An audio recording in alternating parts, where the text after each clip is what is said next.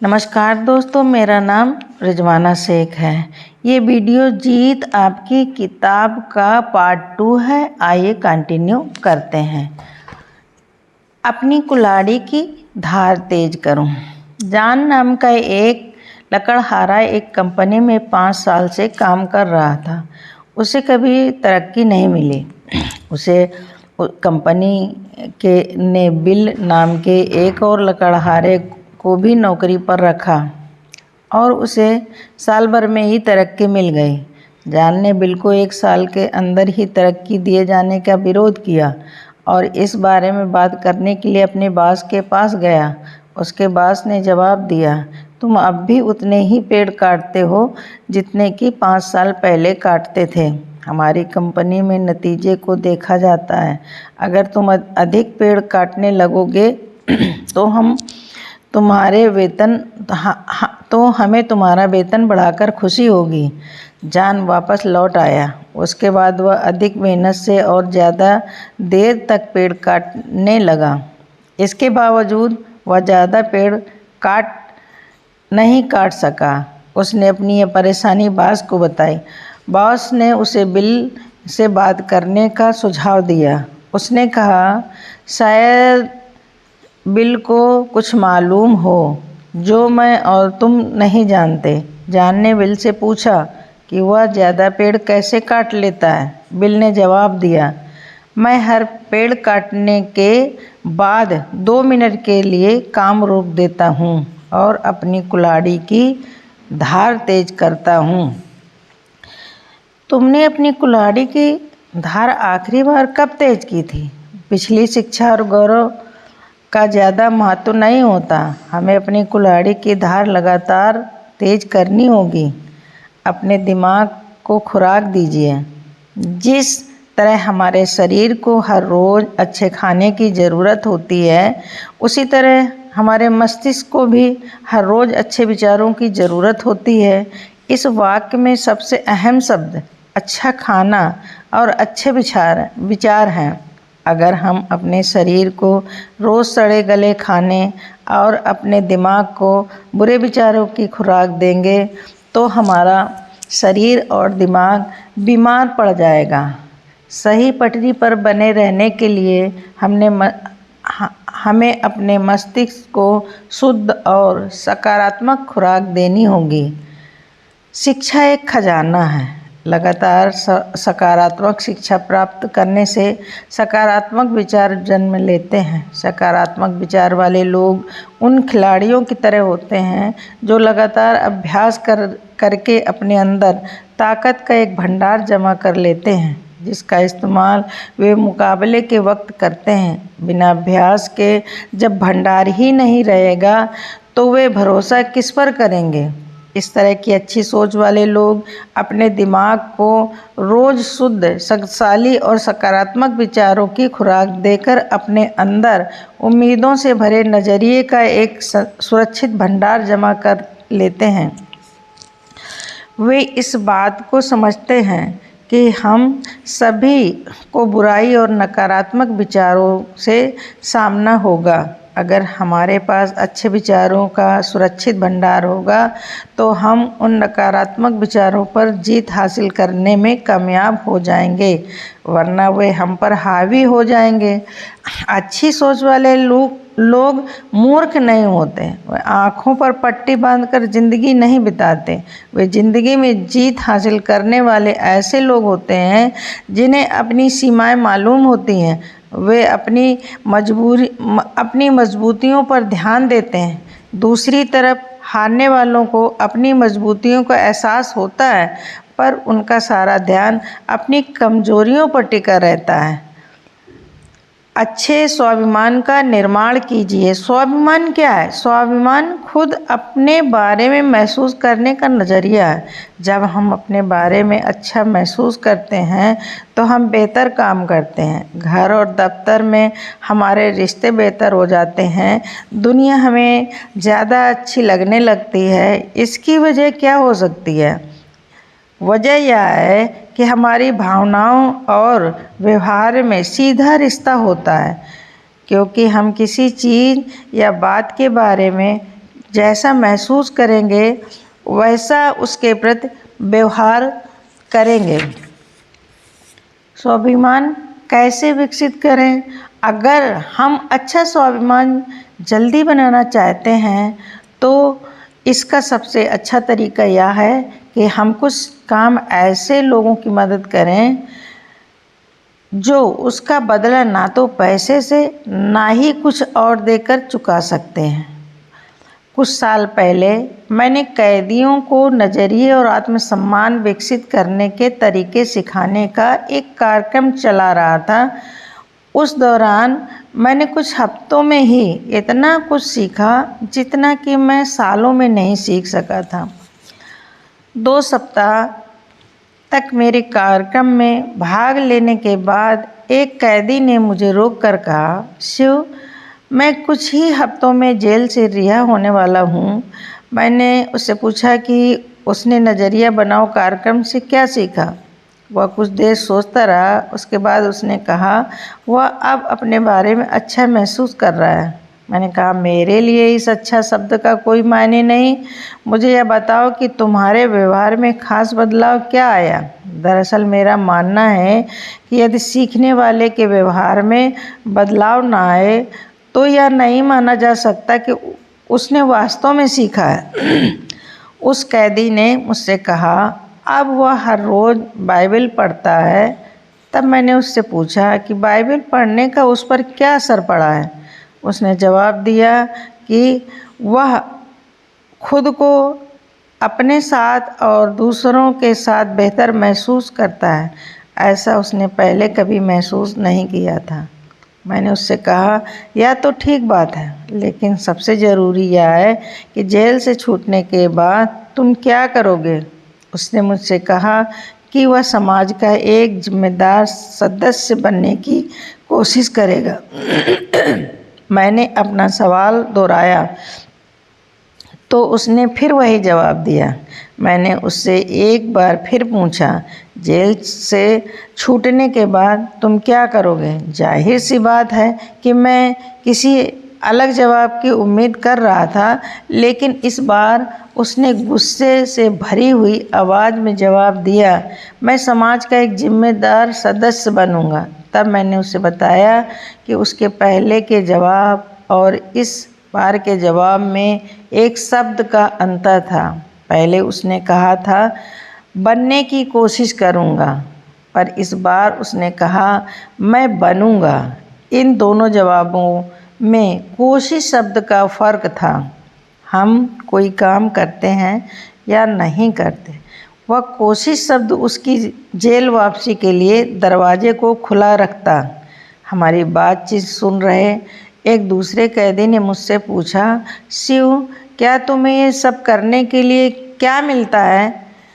मैंने उससे कहा, मुझे यहाँ पर जो भावनात्मक संतुष्टि मिल रही है वह पैसे से ज़्यादा कीमती है। तब उसने पूछा, तुम यहाँ क्यों आते हो। मैंने कहा, मैं अपने स्वार्थ की वजह से आता हूँ। मैं इस दुनिया को जीने के लिए बेहतर जगह बनाना चाहता हूँ। इस तरह की आत्मसंतुष्टि लाभदायक होती है। संक्षेप में कहा जाए तो हम व्यवस्था में जो लगाते हैं हमको हमेशा उसका पुरस्कार भी मिलता है, और कई बार तो वह हमारे लगाए गए से बहुत ज़्यादा होता है, लेकिन हमको लगाते समय बदले में कुछ पाने की इच्छा नहीं रखनी चाहिए। एक और कैदी ने कहा, लोग जो करते हैं वह उनका निजी मामला है। अगर कोई नशीली दवाएं लेता है तो इससे तुम्हारा क्या लेना देना। तुम उन्हें उनके हाल पर क्यों नहीं छोड़ देते। मैंने जवाब दिया, मेरे दोस्त, हालांकि मैं तुमसे सहमत नहीं हूँ, फिर भी मैं तुम्हारी यह बात मान लूँगा कि उससे मेरा कुछ लेना देना नहीं है। लेकिन क्या तुम मुझे यह गारंटी दे सकते हो कि जब भी कोई नशीली दवाएं खाकर कार चलाएगा तो उसकी कार केवल पेड़ से टकराएगी। तुम इसकी गारंटी दो, मैं तुम्हारी बात मान लूँगा। तुम यह गारंटी नहीं दे सकते, उस कार से टकराकर तुम, मैं या हमारे बच्चे मौत के शिकार नहीं बनेंगे तो फिर मेरा यकीन करो कि उस बात से मेरा संबंध है। मुझे उस आदमी को सड़क से दूर रखना होगा। यह मेरी ज़िंदगी है, जो मैं चाहूँ वही करूँगा। इस एक युवक के जुमले ने फायदे से नहीं अधिक नुकसान किया है। लोग शब्दों की सच्ची भावना की उपेक्षा कर देते हैं और उसका मतलब अपनी सुविधा के अनुसार निकाल लेते हैं। ऐसे लोगों ने इस जुमले को स्वार्थ से जोड़ दिया, जिसका बुरा असर न केवल उन पर बल्कि उनके आसपास के पूरे माहौल पर पड़ता है। ये लोग भूल जाते हैं कि हम अलग थलग नहीं रहते। आप जो करते हैं उसका असर मुझ पर पड़ता है और मैं जो करता हूँ उसका असर आप पर पड़ता है। हम सब एक दूसरे से जुड़े हुए हैं। हमें यह मालूम करना होगा कि इस धरती में हम सभी की साझेदारी है। हमें जिम्मेदारी से व्यवहार करना सीखना होगा। दुनिया में दो तरह के लोग हैं, देने वाले और लेने वाले। लेने वाले अच्छा खाते हैं और देने वाले अच्छी तरह सोते हैं। देने वाले में ऊंचे दर्जे के आत्मसम्मान की भावना होती है। उनका नज़रिया सकारात्मक होता है। ऐसे लोग समाज की सेवा करते हैं। समाज की सेवा करने वालों से मेरा मतलब राजनीतिक बन बैठे उन घटिया दर्जे के पाखंडी नेताओं से नहीं, जो दूसरों की सेवा करने का नाटक करते हुए खुद अपनी सेवा करते हैं। इंसान होने के नाते लेन देन हम सबको करना पड़ता है, लेकिन ऊंचे दर्जे के आत्मसम्मान वाला स्वस्थ शख्सियत वह होता है जिसे केवल लेने की ही नहीं बल्कि देने की भी आवश्यकता महसूस होती है। एक आदमी अपनी नई कार धो रहा था। तभी उसके पड़ोसी ने पूछा, आपने यह कार कब खरीदी? उस आदमी ने जवाब दिया, इसे मेरे भाई ने दिया है। पड़ोसी ने कहा, काश मेरे पास भी ऐसी कार होती। इस पर उस आदमी ने कहा, आपको यह सोचना चाहिए था कि काश मेरा कोई ऐसा भाई होता। पड़ोसी की पत्नी उनकी बात सुन रही थी। उसने बीच में टोक कर कहा, मैं सोचती हूँ काश वह भाई मैं होती। यह सोचने का कितना सकारात्मक नज़रिया है।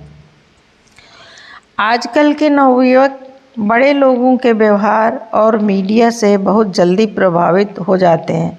साथियों का दबाव केवल बच्चों और किशोरों पर ही नहीं बल्कि बड़े लोगों पर भी असर डालता है। स्वाभिमान की कमी की वजह से लोगों में नहीं धन्यवाद कहकर बुरे असर से दूर रहने की हिम्मत नहीं होती। ये नकारात्मक प्रभाव क्या है? नकारात्मक सोच वाले लोग।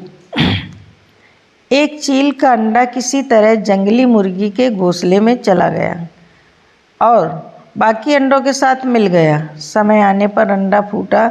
चील का बच्चा अंडा से निकलने के बाद वह सोचता हुआ बड़ा हुआ कि वह मुर्गी है। वह उन्हीं कामों को करता जिन्हें मुर्गी करती थी। वह जमीन खोदकर अनाज के दाने चुगता और मुर्गी की तरह ही कुड़कुड़ाता।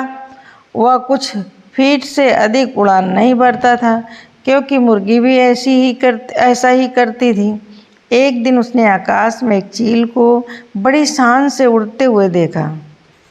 उसने मुर्गी से पूछा, उस सुंदर चिड़िया का नाम क्या है? मुर्गी ने जवाब दिया, वह चील है।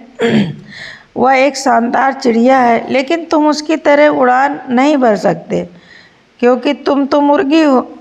चील के बच्चे ने बिना सोचे विचारे मुर्गी की बात को मान लिया। वह मुर्गी की जिंदगी जीता हुआ ही मर गया। सोचने की क्षमता न होने के कारण वह अपनी विरासत को खो बैठा। उसका कितना बड़ा नुकसान हुआ। वह जीतने के लिए पैदा हुआ था, पर वह दिमागी रूप से हार के लिए तैयार हुआ था। अधिकतर लोगों के लिए यही बात सच है। जैसा कि ओलिवर वेंडell होम्स ने कहा है, हमारे ज़िंदगी का सबसे दुर्भाग्यपूर्ण पहलू यह है कि ज़्यादातर लोग मन में कुछ करने की इच्छा लिए ही कब्र में चले जाते हैं। हम अपनी दूरदर्शिता की कमी की वजह से बेहतरी हासिल नहीं कर पाते। अगर हम चील की तरह आकाश की बुलंदियों को छूना चाहते हैं तो हमको चील के तौर तरीके सीखना होगा। अगर हम खुद को कामयाब लोगों के साथ जोड़ेंगे तो हम भी कामयाब हो जाएंगे। अगर हम चिंतकों के साथ जुड़ेंगे तो चिंतक बन जाएंगे। यदि हम देने वालों के साथ रहेंगे तो देने वाले बन जाएंगे, और अगर हम नकारात्मक सोच वाले लोगों के साथ रहेंगे तो वैसे ही बन जाएंगे। जब कोई ज़िंदगी में कामयाबी हासिल करता है तो कुछ लोग उस पर कीचड़ उछालते हैं और उसकी टांग खींचने की कोशिश करते हैं। हम जब खुद को ऐसा तुच्छ लोगों से उलझने से बचा लेते हैं तो हम जीत जाते हैं। मार्शल आर्ट में सिखाया जाता है कि जब कोई हम पर हमला करे तो उसे रोकने के बजाय अपनी जगह से हट जाए, क्योंकि इसलिए कि रोकने के लिए ऊर्जा की ज़रूरत होती है, उसका इस्तेमाल और बेहतर कामों के लिए क्यों ना किया जाए। तुच्छ लोगों से उलझने के लिए हमको उनके स्तर तक नीचे उतरना पड़ता है, और वे यही चाहते हैं, क्योंकि ऐसा करके हम उनमें से एक बन जाते हैं। सकारात्मक लोग अपने मकसद में कामयाब मत होने दीजिए, खुद को नीचे मत गिराइए। याद रखिए कि किसी आदमी का चरित्र केवल इस बात में नहीं आंका जाता कि वह कैसी सोबत में रहता है, बल्कि इस बात से भी आंका जाता है कि वह किन लोगों की संगत नापसंद करता है। धूम्रपान, नशीली दवाएं और अल्कोहल मेरे शराब न पीने की एक वजह यह है कि मैं जानना चाहती हूँ कि मैं कब अच्छा समय बिता रही हूँ। शराब पीने के बाद आदमी के दिल दिमाग पर कोई रोक टोक नहीं रह जाती और वह मनमानी हरकतें करने लगता है। सफ़र के दौरान मैंने देखा कि कुछ देशों में शराब पीना वक्त बिताने का जरिया बन गया। अगर हम शराब नहीं पीते हैं तो वे हमें इस तरह देखते हैं जैसे कि हम कोई गलत काम कर रहे हैं। उनका आदर्श यह है, अगर हमारी स्कॉच अच्छी है तो इससे कोई फ़र्क नहीं पड़ता कि हमारी अंग्रेज़ी कितनी बुरी है। अगर कोई बैंकर उनसे पूछे कि आपकी नकद संपत्ति क्या है तो वे स्कॉच की 2 बोतलें दिखा देंगे। आज के दौर में शराब और सिगरेट पीना शान की बात मानी जाने लगी है। इनकी शुरुआत करते वक्त आदमी सोचता है, पहली बार ही तो पी रहा हूँ। अगर हम लोगों से पूछें कि वे अल्कोहल या नशीली दवाएं क्यों लेते हैं तो वे हमको जश्न मनाने, मज़ा लेने, दिक्कतों को भुलाने, तनाव दूर करने, तजर्बा करने, दूसरों पर रौब डालने, खुद को फैशनेबल साबित करने, मेल जोल बढ़ाने, व्यापारिक मकसद जैसी कई वजहें गिना देंगे। लोग खुद को साथियों की मांग के मुताबिक ढालना चाहते हैं। मुझे ताज्जुब होता है कि क्या तुम मेरे दोस्त नहीं, बस एक जाम सफ़र के लिए, केवल एक जाम मेरी सेहत के लिए जैसे जुमले की वजह से साथियों के दबाव में कैसे आ जाते हैं। सामाजिक दबाव की वजह से शराब पीने वालों के अंजाम को इस कविता में बहुत अच्छी तरह दर्शाया गया है। मैं तुम्हारी सेहत के लिए शराब खानों में पी, मैंने तुम्हारी सेहत के लिए शराब खानों में पी, मैंने तुम्हारी सेहत के लिए अपने घर में पी, मैंने तुम्हारी सेहत के लिए इतनी बार पी कि पीते पीते मैंने अपनी ही सेहत खराब कर ली है। शराब पीकर गाड़ी चलाने से जिंदगियां चली जाती हैं। जेरी जॉनसन ने अपनी किताब इट्स किलिंग आवर किड्स में जेरी जॉनसन ने अपनी किताब इट्स किलिंग आवर किड्स में अमेरिकन हॉस्पिटल एसोसिएशन की रिपोर्टों का हवाला देते हुए लिखा है कि वहां अस्पतालों में दाखिल होने वाले आधे से अधिक मामले अल्कोहल से जुड़े होते हैं। नेशनल सेफ्टी काउंसिल के 1989 के दुर्घटना तथ्य संस्करण के मुताबिक अमेरिका में अल्कोहल पीने की वजह से हर 60 सेकंड में एक दुर्घटना हो जाती है। अश्लील साहित्य महिलाओं और बच्चों को इंसान के स्तर से गिराने का जरिया है। अश्लील साहित्य की वजह से महिलाओं को इंसानी नज़रिए से नहीं देखा जाता। बच्चों का यौन शोषण होता है, शादियां टूटती हैं, यौन हिंसा बढ़ती है, नैतिक मूल्यों का माहौल उड़ता है, व्यक्ति, परिवार और समाज नष्ट होते हैं। अमेरिका में हर 46 सेकंड में किसी न किसी महिला के साथ बलात्कार होता है। National victim centre crime victim research and treatment centre सन 1992 बलात्कार करने वालों में से 86% लोगों ने स्वीकार किया कि वे अश्लील साहित्य नियमित रूप से पढ़ते रहे। उनमें से 57% लोगों ने यह भी माना कि यौन अपराध करते समय उन्होंने अश्लील साहित्य में बयान किए गए दृश्यों की नकल की थी। डॉक्टर विलियम मार्शल, यह देखकर दुख होता है कि कुछ लोग पैसा कमाने के लिए इतना गिर जाते हैं कि अश्लील साहित्य की बिक्री को अपना पेशा बना लेते हैं। नकारात्मक फिल्में एवं टेलीविज़न कार्यक्रम आजकल के बच्चों के नज़रिए और मूल्यों पर किसी और के बजाय फिल्मों और टेलीविज़न कार्यक्रमों का ज़्यादा असर पड़ता है। एक अनुमान के अनुसार अमेरिका में बच्चे हाई स्कूल तक पहुँचते पहुँचते 20,000 घंटे के टेलीविज़न कार्यक्रम देख चुके होते हैं और उनकी आंखों के सामने 5,000 हत्याओं के दृश्य और अल्कोहल से संबंधित 1 लाख विज्ञापन गुजर चुके होते हैं। इन टेलीविज़न कार्यक्रमों और विज्ञापनों से संदेश मिलता है कि शराब पीना, मौज मस्ती, सिगरेट पीना शान की बात है और नशीली दवाओं का तो ज़माना है। अगर अपराध इन्हीं तेज़ी से बढ़ते रहे तो इसमें हैरत की कोई बात नहीं। टेलीविज़न धारावाहिक और कार्यक्रम, तथ्य फिल्में शादी से पहले के और शादी के बाद पराये स्त्री पुरुष के साथ कायम होने वाले शारीरिक संबंधों को बड़े लुभावने अंदाज में पेश करते हैं। इसलिए अगर रिश्तों में प्रतिबद्धता की कमी दिखाई है और तलाक के मामले बढ़ते जा रहे हैं तो हमें इस पर ताज्जुब नहीं होना चाहिए। कच्चे दिमाग वाले लोग मीडिया में देखी सुनी चीज़ों को ही अपने मानक और मानदंड बना लेते हैं। वैसे एक हद तक इन चीज़ों का असर हम सब पर होता है।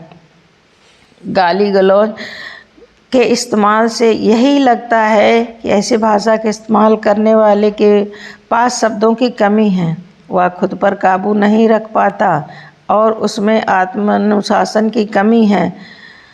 कुछ लोकप्रिय गीत अश्लील हैं। हम जो संगीत सुनते हैं या कला के जिन प्रदर्शनों को देखते हैं वह हमारे अवचेतन मन पर असर डालता है। जो ज़रूरी है उससे शुरू करें, फिर जो मुमकिन है वह करें। आप अचानक पाएंगे कि आप नामुमकिन काम भी करने लगे हैं।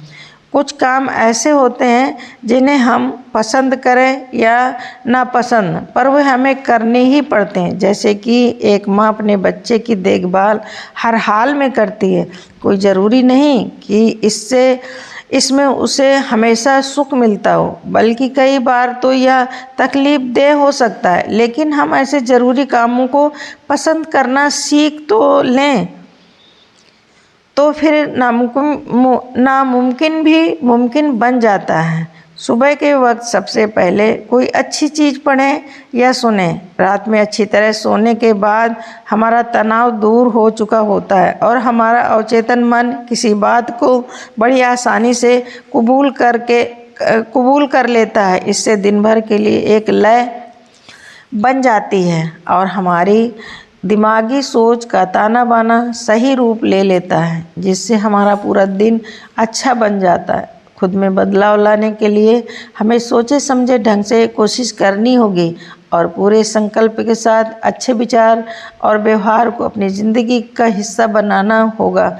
सकारात्मक विचार और व्यवहार को अपनाने का अभ्यास रोज़ करें और इसे तब तक जारी रखें जब तक यह आदत न बन जाए। हार्वर्ड विश्वविद्यालय में विलियम जेम्स का कहना है, अगर आपको अपनी ज़िंदगी बदलनी है तो उसकी शुरुआत फ़ौरन करें। अगर आप अब तक बताए जा चुके 8 तरीकों पर अमल करें तो विजेता बन जाएंगे। जीतने वाला बनाम हारने वाला। जीतने वाला हमेशा समाधान का हिस्सा होता है, हारने वाला हमेशा समस्या का हिस्सा होता है। जीतने वाले के पास हमेशा कोई न कोई कार्यक्रम होता है, हारने वाले के पास हमेशा कोई न कोई बहाना होता है। जीतने वाला कहता है मैं आपके लिए यह काम कर देता हूँ, हारने वाला कहता है यह मेरा काम नहीं। जीतने वाले के पास हर समय कोई न कोई हल होता है, हारने वाले के पास समस्या है हर समाधान के लिए। जीतने वाला कहता है मुश्किल होने के बावजूद यह काम किया जा सकता है, हारने वाला कहता है इस काम को किया जा सकता पर यह बहुत मुश्किल है। कोई गलती करने पर जीतने वाला कहता है मैं गलत था, हारने वाले से कोई गलती होती है तो वह कहता है इसमें मेरी कोई गलती नहीं थी। जीतने वाला वचनबद्ध होता है, हारने वाला खोखले वायदे करता है। जीतने वाले की आंखों में कामयाबी के सपने होते हैं, हारने वाले के पास खोखली योजनाएं होती हैं। जीतने वाला कहता है मुझे कुछ करना है, हारने वाला कहता है कुछ होना चाहिए। जीतने वाला टीम का हिस्सा होता है, हारने वाला टीम के हिस्से करता है। जीतने वाला लाभ को देखता है, हारने वाला तकलीफ को देखता है। जीतने वाला संभावनाओं को देखता है, हारने वाला समस्याओं को देखता है। जीतने वाला सभी की जीत के सिद्धांतों में विश्वास करता है, हारने वाला मानता है कि जीतने के लिए किसी का हारना जरूरी है। जीतने वाला आने वाले कल को देखता है, हारने वाला बीते कल को देखता है। जीतने वाला स्थिर स्वभाव वाले ताप स्थायी जैसा होता है, हारने वाला तापमापी जैसा होता है।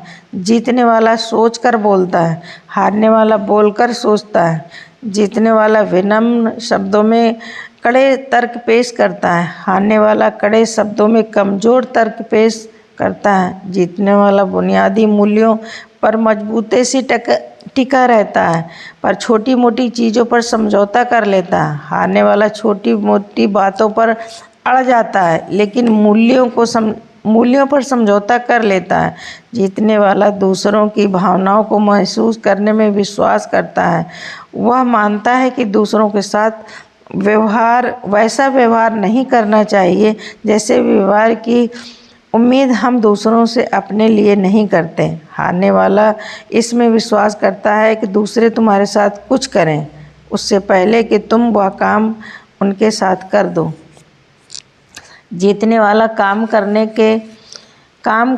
को अंजाम देते हैं, हारने वाला काम होने का इंतज़ार करते हैं। जीतने वाला जीतने की योजना बनाते हैं और तैयारी करते हैं। तैयारी ही मूल मंत्र है। जरूरी कदम असफल होने पर आप निराश हो सकते हैं लेकिन अगर आप कोशिश ही नहीं की तो नाश हो जाएगा।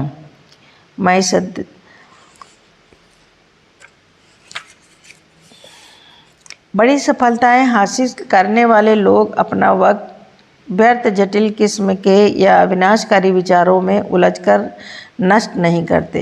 वे रचनात्मक ढंग से सोचते हैं और उन्हें मालूम होता है कि उनके सोचने का तरीका ही उनकी कामयाबी को तय करेगा। हमें अपना ध्यान उन चीज़ों पर लगाना चाहिए जिन्हें हम चाहते हैं, ना कि उन चीज़ों पर जिन्हें हम नहीं चाहते। सफलता इत्तेफाक की देन नहीं है, यह हमारे नज़रिए का नतीजा होती है और अपना नज़रिया हम खुद ही चुनते हैं। इसलिए सफलता इत्तेफाक से नहीं मिलती बल्कि हम उसका चुनाव करते हैं।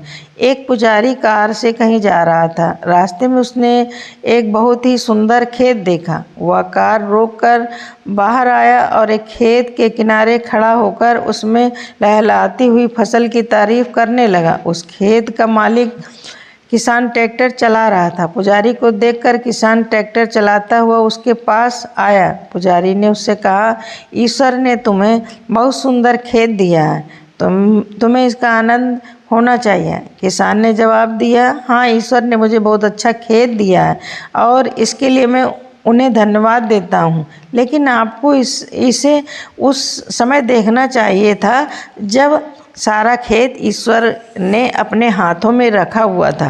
ज़्यादातर नाकामयाब लोग कोई बड़ा लॉटरी पाने का इंतज़ार करते रहते हैं, लेकिन इस तरीके से उन्हें कामयाबी शायद ही कभी मिल पाती है। आम आदमी सुरक्षा तलाशता है, जबकि असाधारण लोग अवसर तलाशते हैं।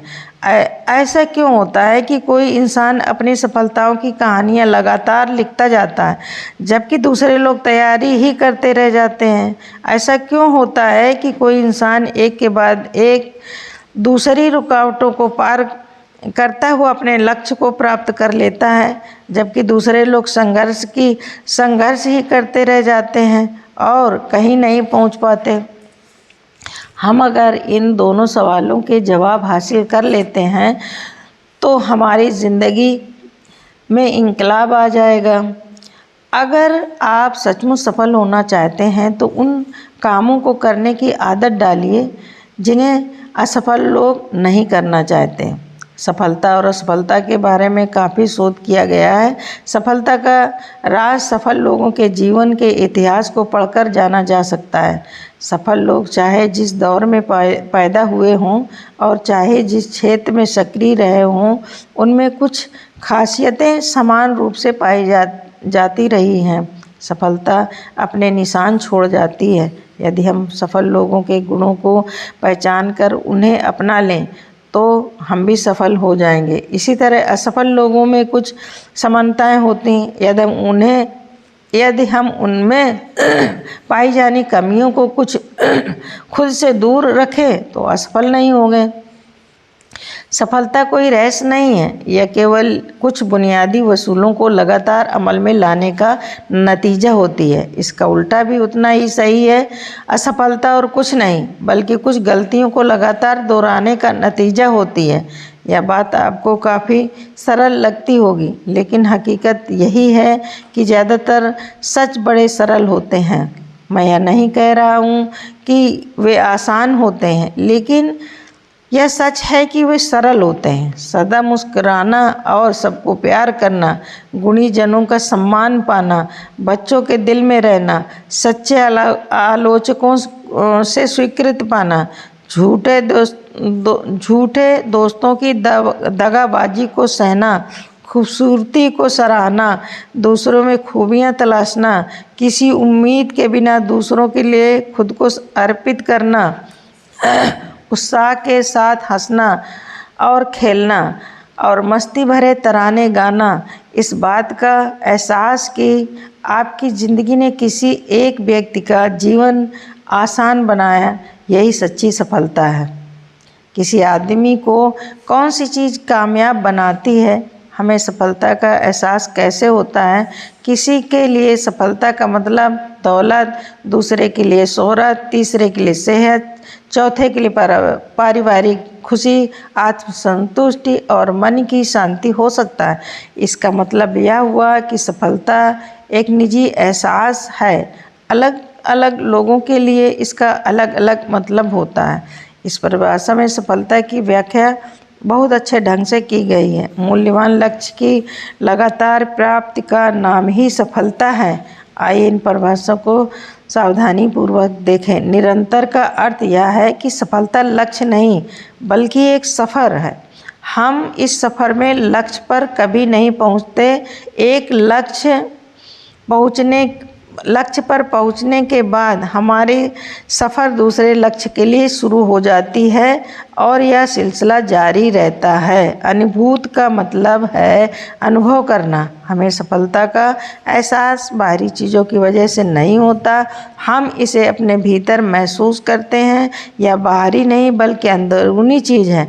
इसलिए कई बार कोई चीज़ बाहर से सफलता लग सकती है पर वह हमें अंदर से बिल्कुल खोखली लगती है।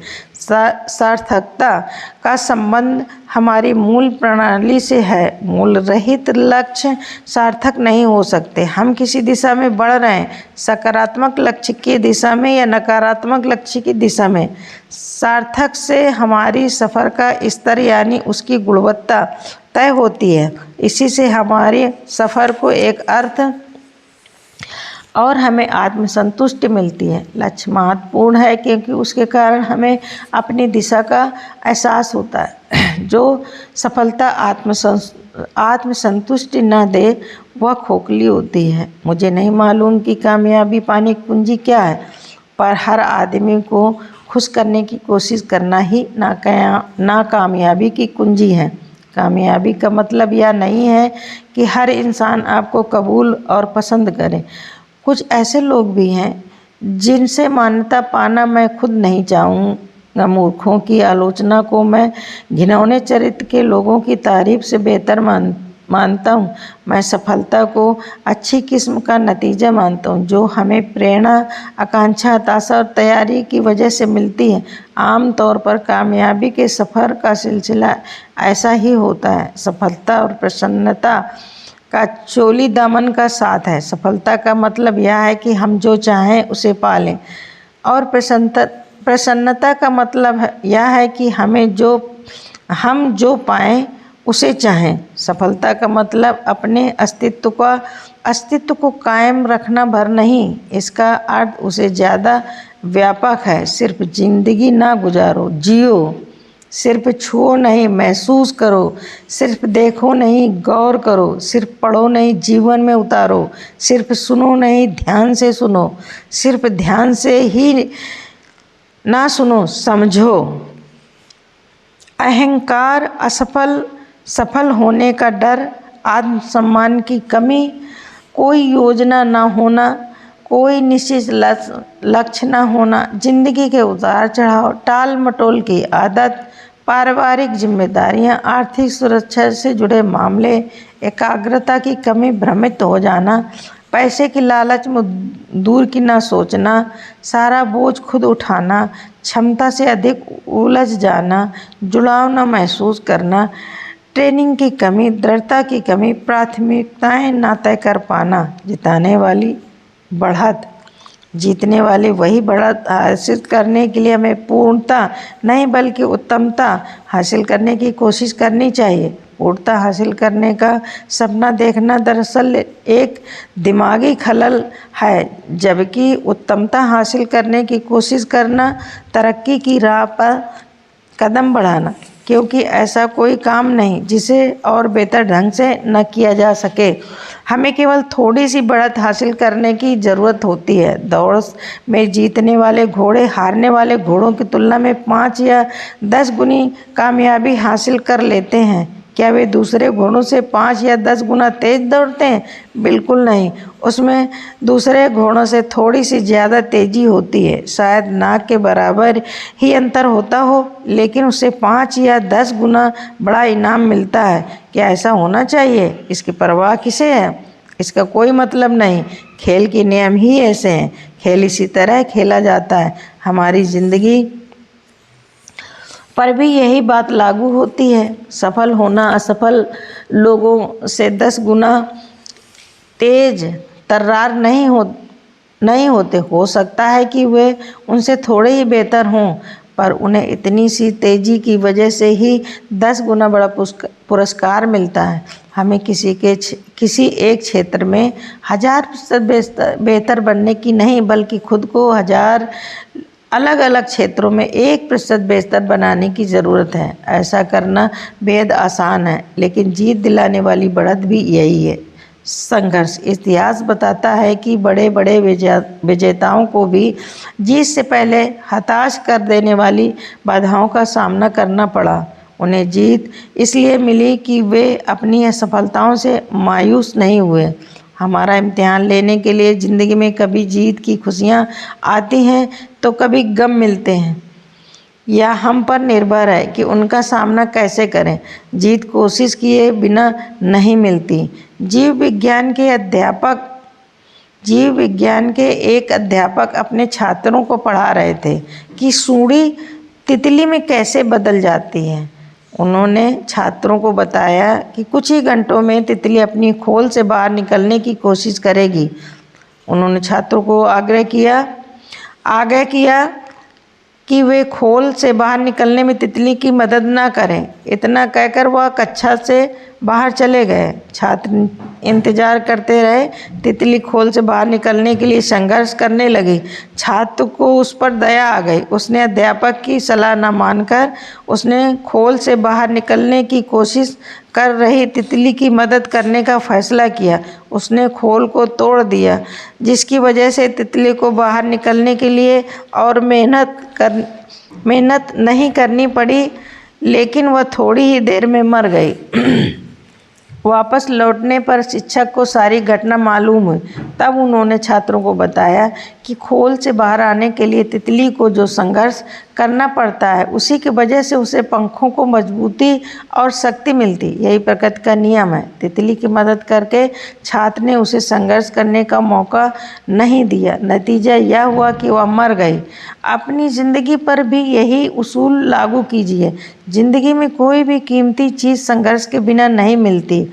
माँ बाप अपने बच्चों को शक्ति हासिल करने के लिए संघर्ष करने का मौका नहीं देते। इस तरह से जिन्हें सबसे अधिक चाहते हैं उन्हीं को नुकसान पहुँचा बैठते हैं। बाधाओं को दूर करके आगे बढ़ने वाले लोग उन लोगों की तुलना में अधिक सुरक्षित होते हैं जिन्होंने कभी उनका सामना ही नहीं किया है।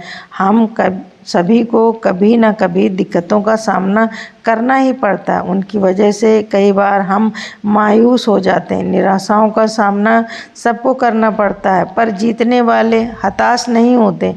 ऐसा हालात का जवाब दृढ़ता ही है। एक अंग्रेजी कहावत है, शांत समुद्र में नाविक कुशल नहीं बन पाते। बाद में आसान लगने वाली सारी चीज़ें शुरू में मुश्किल लगती हैं। हम अपनी समस्याओं से मुंह नहीं चुरा सकते। केवल हारने वाले ही कोशिश छोड़कर मैदान से हट जाते हैं। अधिकतर लोग ठीक उस समय हार मान लेते हैं जब सफलता उन्हें मिलने ही वाली होती है। विजय रेखा बस एक कदम की दूरी पर होती है, तभी वे कोशिश बंद कर देते हैं। वे खेल के मैदान से अंतिम मिनट में हट जाते हैं, जबकि उस समय जीत का निशान उनके केवल 1 फुट के फासले पर होता है। असली सफलता किसी काम को अच्छी तरह करने और अपने लक्ष्य को हासिल करने के एहसास से मापी जाती है। सफलता इस बात से नहीं मापी जाती कि हमने ज़िंदगी में कौन सा ओहदा हासिल किया है, बल्कि इस बात से मापी जाती कि हमने वह मुकाम कितनी रुकावटों को दूर करके हासिल किया है। सफलता इस बात से भी नहीं मापी जाती कि हम ज़िंदगी में दूसरे लोगों की तुलना में कैसी उपलब्धियां हासिल कर रहे हैं, बल्कि इस बात से मापी जाती हैं कि हम अपनी क्षमताओं की तुलना में कितनी उपलब्धियां हासिल कर रहे हैं। सफल लोग अपने आप से मुकाबला करते हैं। वे अपना खुद का रिकॉर्ड बेहतर बनाते हैं और उसमें लगातार सुधार लाते रहते हैं। सफलता इस बात से नहीं मापी जाती कि हम जिंदगी में कितनी ऊंचाई हासिल की है, बल्कि इस बात से मापी जाती है कि हम कितनी बार गिरकर उठे हैं। सफलता का आकलन गिरकर उठने की इस क्षमता से ही किया जाता है। सफलता हासिल करने का राजमार्ग है। IBM के टॉम वाटसन सीनियर का कहना है, अगर आप सफल होना चाहते हो तो अपनी असफलता की दर दूनी कर दीजिए। अगर हम इतिहास पढ़ें तो पाएंगे कि सफलता की हर कहानी के साथ महान असफलताएं भी जुड़ी हुई हैं, लेकिन लोग उन असफलताओं पर ध्यान नहीं देते। वे केवल नतीजों को देखते हैं और सोचते हैं कि उस आदमी ने क्या किस्मत पाई है, वह सही वक्त पर सही जगह पर रहा होगा। एक आदमी की जिंदगी की कहानी बड़ी मशहूर है। यह आदमी 21 साल की उम्र में व्यापार में नाकामयाब हो गया। 22 साल की उम्र में वह एक चुनाव हार गया। 24 साल की उम्र में उसे व्यापार में फिर असफलता मिली। 26 साल की उम्र में उसकी पत्नी मर गई। 27 साल की उम्र में उसका मानसिक संतुलन बिगड़ गया। 34 साल की उम्र में वह कांग्रेस का चुनाव हार गया। 45 साल की आयु में उसे सीनेट के चुनाव में हार का सामना करना पड़ा। 47 साल की उम्र में वह राष्ट्रपति बनने में असफल रहा। 49 साल की आयु में उसे सीनेट के एक और चुनाव में नाकामयाबी मिली और वही आदमी 52 साल की उम्र में अमेरिका का राष्ट्रपति चुना गया। वह आदमी अब्राहम लिंकन था।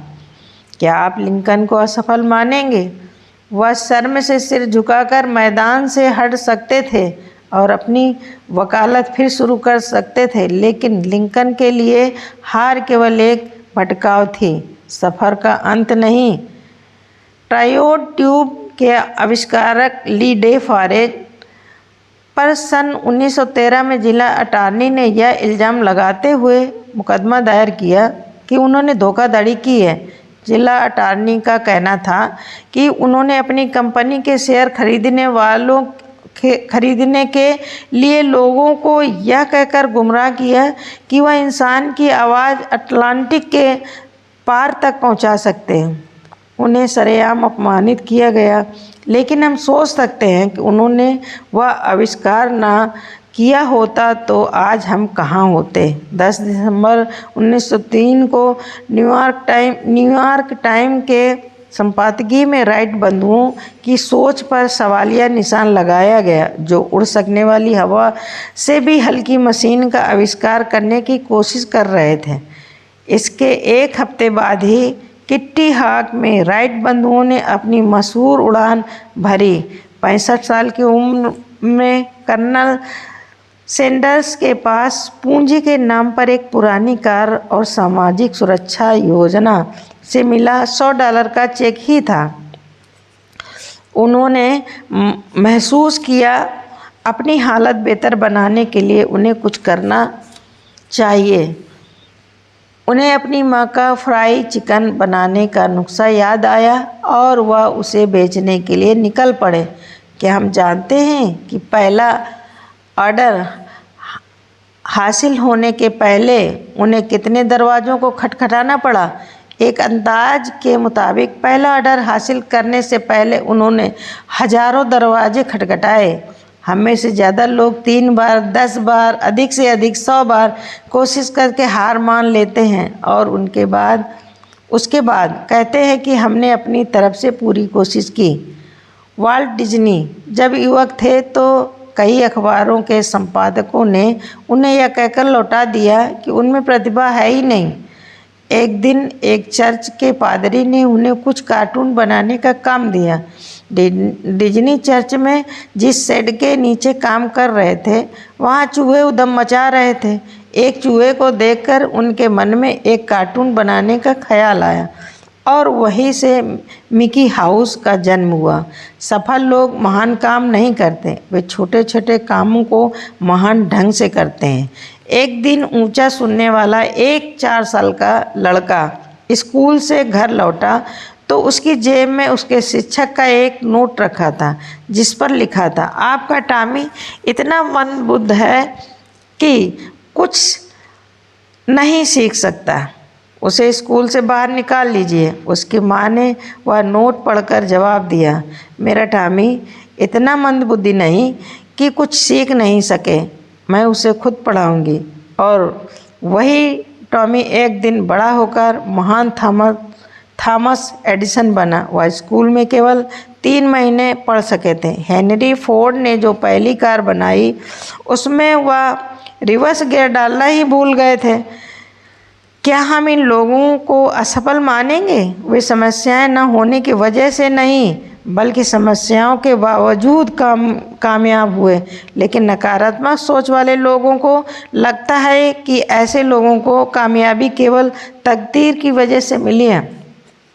सफलता की सारी कहानियों के साथ महान असफलताओं की कहानियाँ भी जुड़ी हुई हैं। फ़र्क केवल इतना है कि हर असफलता के बाद वे जोश के साथ उठ खड़े हुए। इसे पीछे धकेलने वाली नहीं, बल्कि आगे बढ़ाने वाली नाकामयाबी कहते हैं। हम सीखते हुए आगे बढ़ते हैं, हम अपनी असफलताओं से सबक लेते हुए आगे बढ़ते हैं। सन 1914 में थॉमस एडिसन की फैक्ट्री जल गई। उस समय उनकी उम्र 67 साल की थी। एडिसन जवान नहीं रह गए थे और फैक्ट्री का बीमा बहुत थोड़े पैसों का था।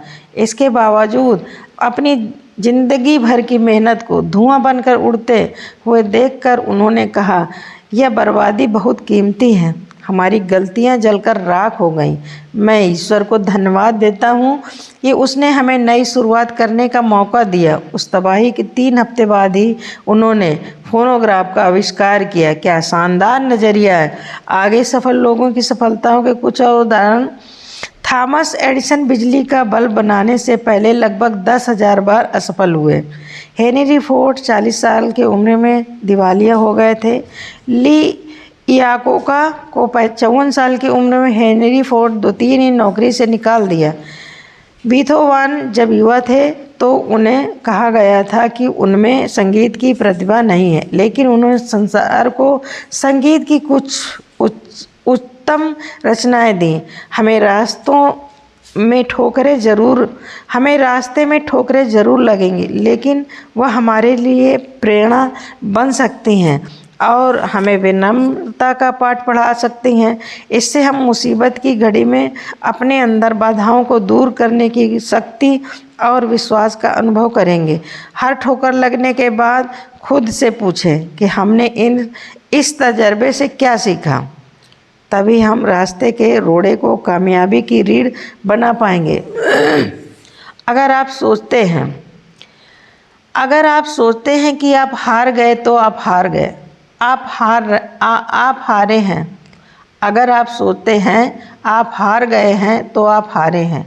अगर आप सोचते हैं कि आप में हौसला नहीं तो सचमुच नहीं।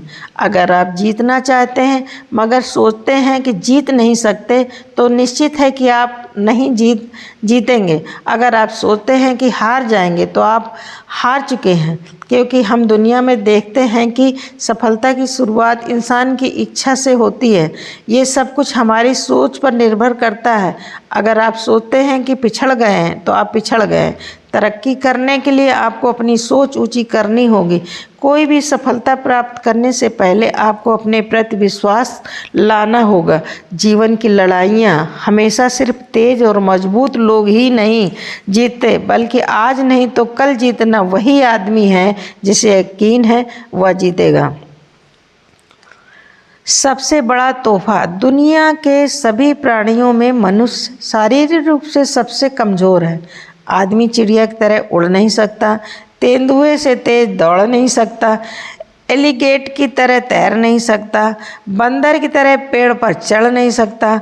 आदमी की आँख चील की तरह तेज नहीं होती, ना ही उसके पंजे और दांत जंगली बिल्ली की तरह मजबूत होते हैं। जिस्मानी तौर पर आदमी बेहतर लाचार और असुरक्षित होता है।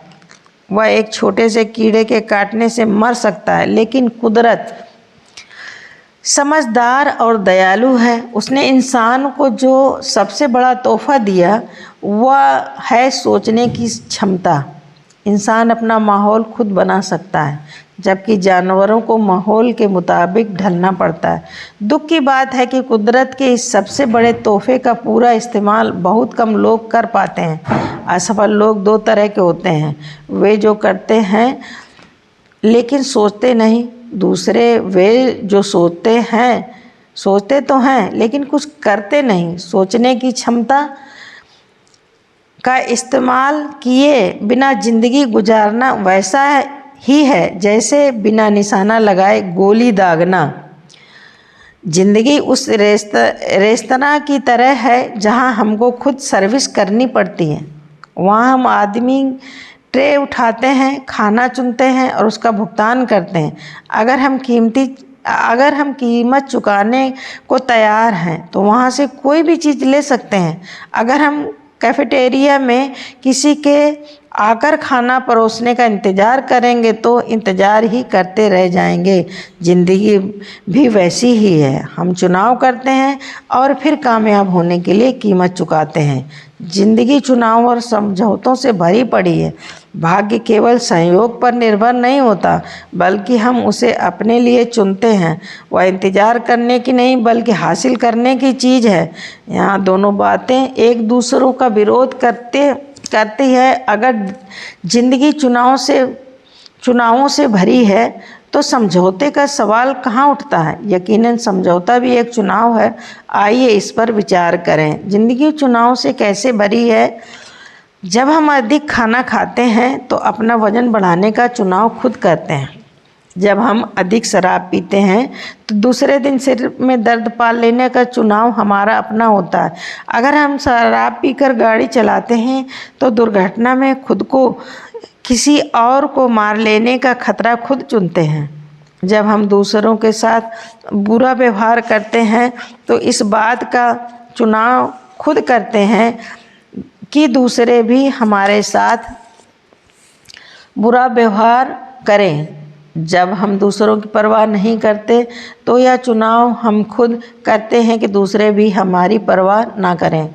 हर चुनाव का एक नतीजा भी होता है। हम चुनाव करने के लिए तो स्वतंत्र होते हैं, लेकिन उसके बाद वह चुनाव हमें नियंत्रित करने लगता है। दूसरों से कुछ अलग बनने के लिए हम सबके पास बराबर का मौका होता है। ज़िंदगी की तुलना गीली मिट्टी से की जा सकती है। जिस तरह कुम्हार गीली मिट्टी को मनचाही शक्ल में ढाल सकता है, उसी तरह हम भी अपनी ज़िंदगी को मनचाहा रूप दे सकते हैं। ज़िंदगी समझौते से कैसे भरी है। ज़िंदगी केवल मौज मस्ती का नाम नहीं, इसमें दुख और निराशा का भी सामना करना पड़ता है। ज़िंदगी में ऐसी घटनाएं भी घटती हैं जिनके बारे में हमने सोचा तक नहीं होता। कई बार हर चीज़ उलट पलट हो जाती। अच्छे लोगों के साथ भी बुरी घटनाएं घट जाती। कुछ चीज़ें हमारे काबू से बाहर होती हैं, जैसे कि अपाहिज होना या शरीर में कोई जन्मजात दोष होना। हम अपने माँ बाप या पैदा होने के वक्त हालात को तो नहीं चुन सकते। अगर तकदीर ने हमारे साथ नाइंसाफ़ी की है तो मुझे अफसोस है, लेकिन ऐसा हो ही गया है तो अब हम क्या करेंगे। चीखेंगे, चिल्लाएंगे या तकदीर को चुनौती को मंजूर करते हुए आगे बढ़ेंगे। यह चुनाव हमको करना है।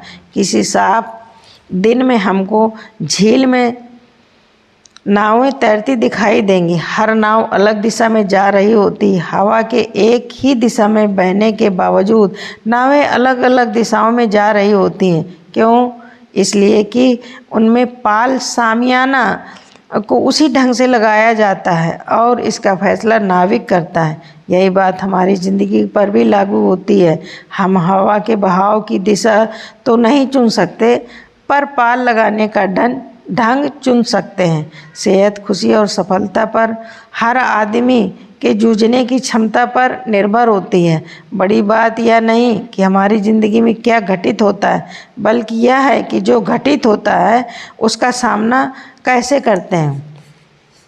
अपने हालात को चुनना तो हमेशा हमारे बस में नहीं होता, लेकिन अपना नज़रिया हम हमेशा चुन सकते हैं। यह हमारा अपना चुनाव होता है कि विजेता की तरह व्यवहार करें या पराजित की तरह। हमारी किस्मत हमारे मुकाम से नहीं, बल्कि मिजाज से तय होती है। इंद्रधनुष बनने के लिए बारिश और धूप दोनों की ज़रूरत होती है। हमारी ज़िंदगी भी कुछ ऐसी ही है। उसमें सुख है तो दुख भी है, अच्छाई है तो बुराई भी है, और उजाला है तो अंधेरा भी है। जब हम मुसीबत का सामना सही तरीके से करते हैं तो और मजबूत बन जाते हैं। अपनी ज़िंदगी की सभी घटनाओं पर तो नियंत्रण नहीं कर सकते, पर उनसे निपटने के तरीकों पर हमारा नियंत्रण होता है। रिचर्ड ब्लेसनीडेन सेंट लुइस विश्व मेले में भारतीय चाय का प्रचार करना चाहते थे। वहाँ काफ़ी गर्मी थी, इसलिए उनकी चाय कोई नहीं पीना चाहता था। उसी बीच उन्होंने देखा कि ठंडे ड्रिंक्स की खूब बिक्री हो रही। उनके मन में ख्याल आया, क्यों ना अपनी चाय में चीनी मिलाकर उसे ठंडे ड्रिंक के रूप में बेचें। उन्होंने ऐसा ही किया और लोगों ने उनकी ड्रिंक को खूब पसंद किया। दुनिया में ठंडी चाय का चलन वहीं से शुरू हुआ। आदमी कोई बांझ फल नहीं है जिसके पास कोई विकल्प नहीं होता। बांझ फल खुद यह तय नहीं कर सकता कि वह विशाल वृक्ष बन जाए। वह गिलहरियों का भोजन बने, लेकिन मनुष्य चुनाव कर सकता है। अगर हमारे पास नींबू हो तो हम उसे आँख में डालकर चीख चिल्ला सकते हैं और उसकी शिकंजी बनाकर भी पी सकते हैं।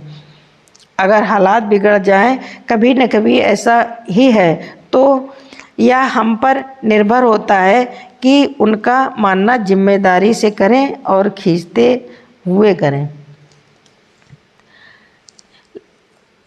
Thank you so much. Like कीजिए और सब्सक्राइब कीजिए। Thank you.